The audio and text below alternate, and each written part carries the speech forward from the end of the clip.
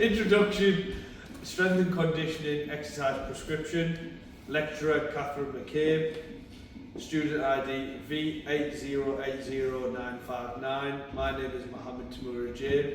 We're going to be going through a case study with a client who's a 28-year-old football player, centre midfielder, box to box, who's currently going through a recovery stage from a grade 1 hamstring strain injury 21 days ago. So now we're going to be talking about the 4 stages of healing that we've been looking at. So you've got your hematosis, we've got your inflammation, your proliferation and your remodeling phase. So your hematosis goes from straight after injury. We go to your inflammation, which is 1 to 3 days after injury. Your proliferation phase, which is 4 to 21 days after injury.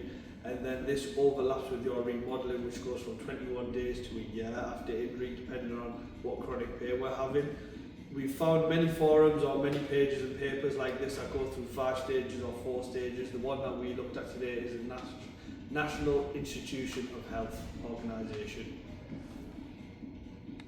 So today, as I said beforehand, we're going to be looking at the proliferation phase, which is 4 to 21 days, so we're focusing on the 21 days where we're going into remodeling as well. So I'm going to take client X through a warm-up. I'm going to be using certain measurements and certain holds at the same time through strength and conditioning, mobility and flexibility and neuromuscular control.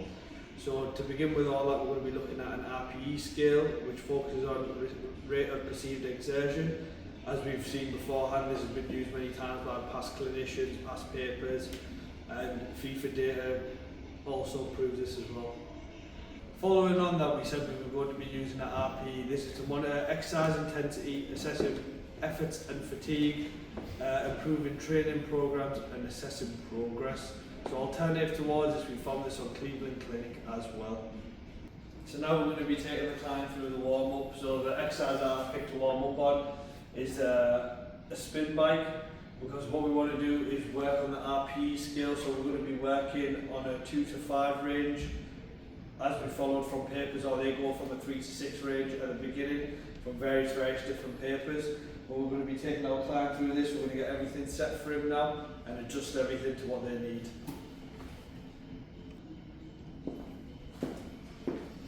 So what we're going to do is get the client set on the bike. So what I want you to do is get your seat on the bike first, and then we can adjust it from there to see how comfortable you are.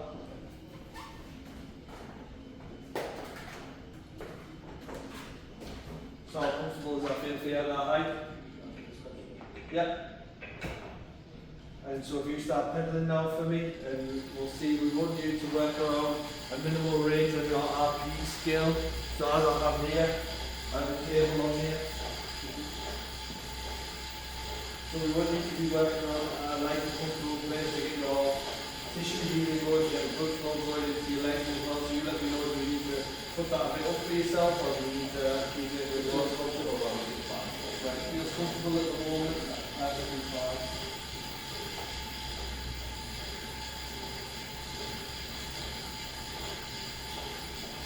The reason why we avoid working at a high rate towards, obviously it's a grade 1 hamstring injury. The reason why we don't want to push anywhere further between anything moderate or very intense. The first thing we want to do before we get into the exercise or your neuro control or your strength and conditioning or anything like that, we want to get good flow into the muscles, we want to get a proper warm up, we don't want to pull anything, we don't want to hamper injury or restart phases of healing again. So just to know that the client is in a comfortable position before we start physical exercise. Alternative, if you don't have a spin bike in the gym by any chance, what we can do, we can use a treadmill, we can use incline walk, that also help with blood flow, tissue healing, and we can also help lower the lower in half as well. So what I'll do is I'll get a client on here, we'll find comfortable speed and incline for them to walk on. So as following on the treadmill, we can do the warm up here. Forms you read a paper, mentioned push your X out. This shows that hamstring strains and how you're headed in the right direction, or what are you doing to head in the right direction, sort of thing. So offering alternative, offering what they see in the work out, and see how they feel. So as we assess the situation from the hamstring, it's a great one. what we'll do is every 3 weeks we'll use a sort of piece of equipment, what we know is a tripod, to measure the movements that we've made every time using previous papers and the latest technology. We can focus on that by using our and see how we can improve where we can go from 3 weeks ago to 3 weeks after. But what we're going to do is we're going to ask the client to come up with what we'll know, just get a hamstring and calf going and get the blood flow and tissue temperature just to make sure that the lower limb half is moving as well. This will also can be used by stroke patients who are all around well-being of knees and joints. So after the we take the time for some dynamic stretching just to make sure that the foot wall goes more physical activity itself. So what we're going to get the client to do is sort of make some first one with a step, go on and take the lower end into the position, lift like this and walk over the hand. We'll get the client to pull over here if you can. You don't want to go too high or anything like that. You don't want the hands to go hard in your right hand. So that's what you do have real motion. So what I'd like you to do after that, once it's in the water, I want you to extend it back. Yeah, and then nicely we come back up again. Once you feel comfortable on doing that on both side legs, you can swing over to the other now for me.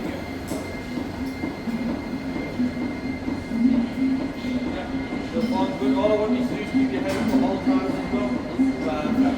The next exercise we're going to be going on to is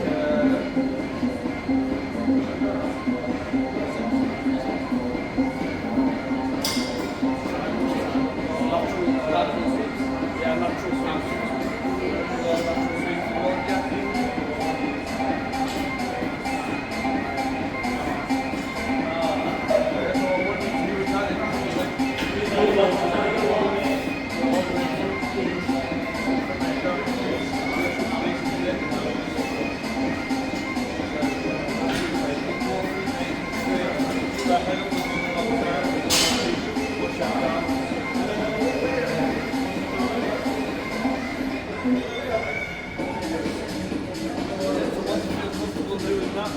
Alongside that, what we need to do is model our body as well, dynamic stretching, so we do advance the at the same time.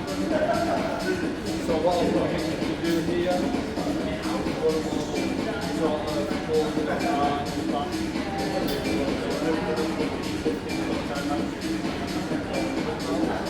What I'd like you to do here is start to get, so I want you to do is come here first of all, nice and tight.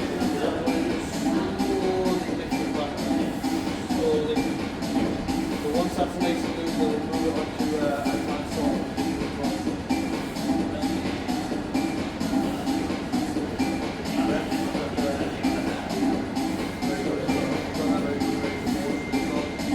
Feel nice and loose on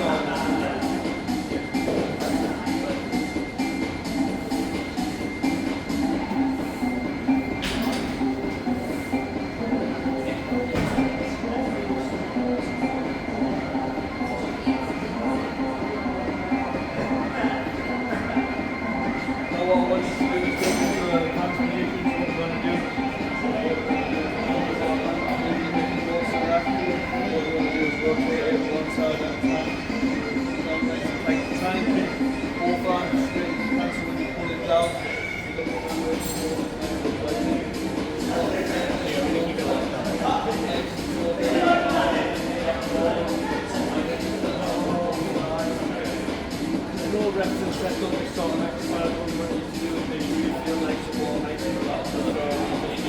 Yeah, you know we're comfortable to start the session.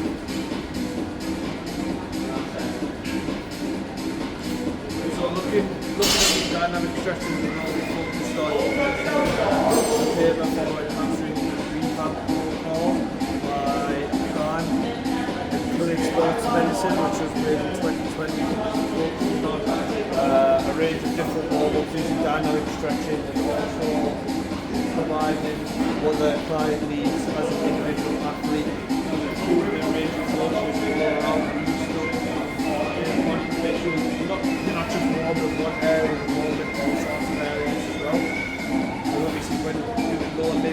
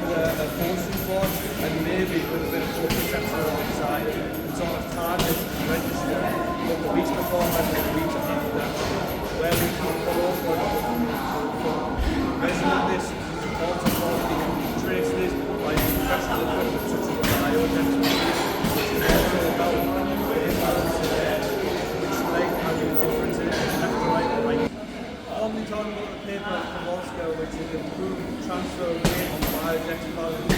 Also, focuses on what we're doing in today.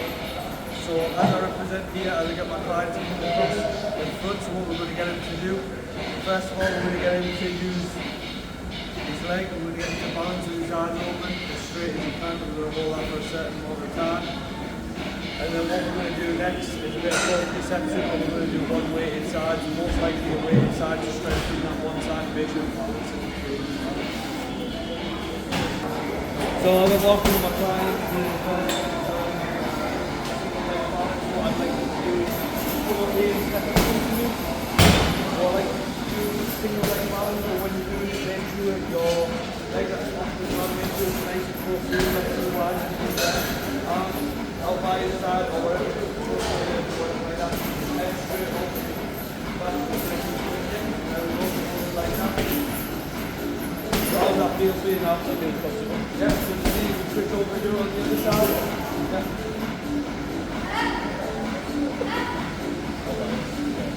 So as the client is doing this and as we're walking through this, the thing is we want to look at, we don't really want to certain scale of what you're going to do or the imbalance that you have. You're going to get to the point where we're working, when the eyes are shut, we're going to keep a timer of that, or when we're holding the weight in on one either side. You can do it for the normal weight or all the time. The stage where we're at a feeling, we want to sort of challenge it a bit more, make sure the weight transfer and the proprioception sort of there for the athlete. When we look at the midfield there, look at the FIFA 11 going here, it also improves the sort of imagery, moving side to side, agility. So these are important factors for midfield and in football itself. So what I'd like you to do now is go on the crossing board for me.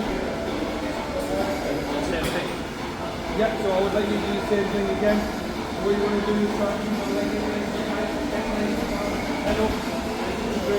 Yeah, so while we get the client to do this, it's sort of an advancement, as in muscle balance, and then in games, different movements as a midfielder. Per se, he's a box to box, so if he runs from his own box to the next, or per se corner, he's inside the box. This can have a muscle development in the hamstring and sort of get them to jump higher and get their proprioception going in the imagery. Yeah, so if you switch over the side for me.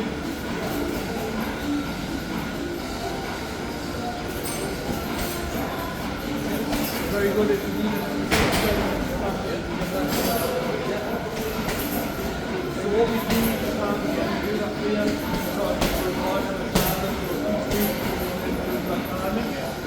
so some reps is just to get longer the duration of the What we want to do is at the end of those 3 weeks or every 3 weeks of the stage that you are doing, we want to get you on the bar and weight transfer from left to right, do that still all the time, this one higher, this one lower, etc. So that's what we're looking for.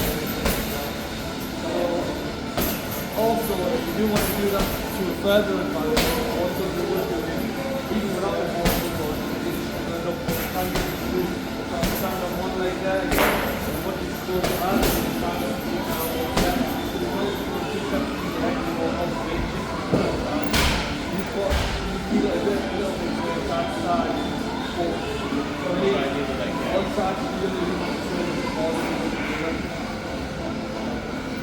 yeah. That's perfect, and what we're going to do now is we're going to move on to the strength and conditioning side of things. So now that we've moved on to strength and conditioning, the first exercise we're going to be doing is a hamstring curl. We're going to be focusing on strength primarily, so we're looking at the rep range of 2 to 5 reps. We're also going to be focusing on a concentric hold of 5 seconds and an eccentric hold of 5 seconds. This is going to be single leg movement to restore balance in both legs. Yeah. So what I'm going to do is find out if I get the client to start in, I'm going to find out what the company is taking for it. How does that feel for you at the moment? That's very tight. Is it very tight? So what I'm going to do is I'm going to push that up here. Push that up here at the moment. How does that feel on your legs there, at that range? Yeah, it's more comfortable. Is that perfect, or would you like it a bit more in? No, that's comfortable. Good. Lower it a bit more for yourself. Yeah. Can you feel that strenuous already? Yeah. So I'm going to ask you to do in the single leg motion and lift up. We're going to get a 5 second hold. Hold. 3, 4, 5. Nice and slow back down. Get that squeezing. Yep. And back up again.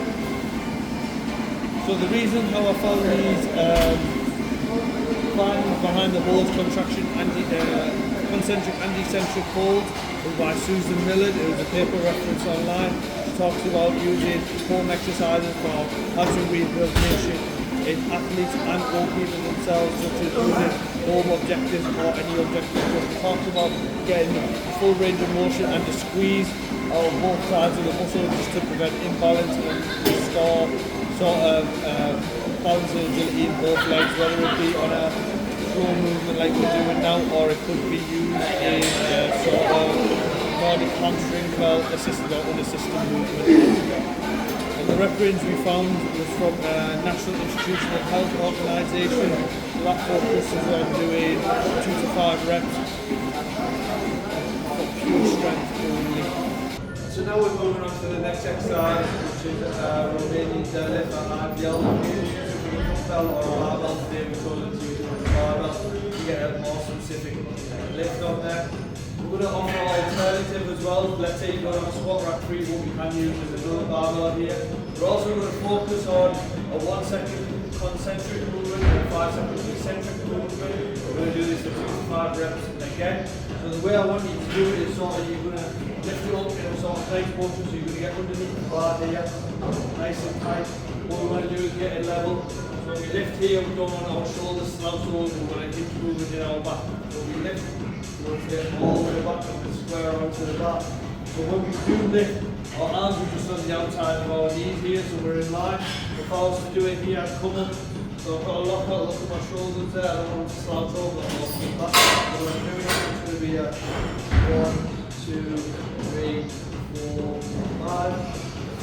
Back up 1 second. 1, 2, 3, 4, 5. So what I'd like to do is my client come in and do this now. So you can do this themselves. What we're going to do is watch on the movement and to see what sort of errors it's making. 5, back up, yep. 1, 2, 3, 4, 5. Yeah, so what I don't want you to do is bring the shoulders a bit more out for me, yep. 1, 2, 3, 4, 5. And back up again. Yes, so that's perfect. What we can do in terms of these RDLs, obviously, as we can do, we can play the long ball weight, depending on where we are, where our recovery state. One down where we said earlier, different equipment, choice that you can make. With this sort of one, the reason why I call it harder, you get more depth on it, and you can also focus on the eccentric movement as well as you work out. Right, so the next exercise is hip thrust. What I'd like you to do here is strength again, so we're doing 2 to 5 reps. What I really want you to focus on is what we want you to do is drive from your heels. When you get your legs nice and tight there, you also want to get into your hips. What you're doing is put your scapula both sides level on the bum, so as you push, what you want to do is drive and then pull. Get nice and low there, nice and low, and hold it back up again. So both sides, it's not unbalanced, but you're all level all the way through. Yep. Also an alternative towards doing a hip thrust, we can also do a glute bridge, which also focuses on your glutes, your adduction and abduction. And it also primarily focuses on your glutes with a kettlebell, or barbell, or you can just do a banding or a weight at home, or bottom stage or at your recovery. So as we focus on coming towards the end of the session, what we focus on is a cool down. So what we want to do is gradually reduce the heart rate. This also helps with injury prevention and muscle soreness because we're sort of relaxing the muscle and we're working our way back down from a strenuous session. What I'd usually get my clients to do is either to get back on the bike, because obviously we've been using the RPE scale all the way through. So we get them back down to sort of get between a 2 to 5 again. So what we want to do is sort of get them more relaxed, and towards the back end of the session we'd also get some static or dynamic stretching involved as we have them out on the floor or the Bosu board, which we can also use.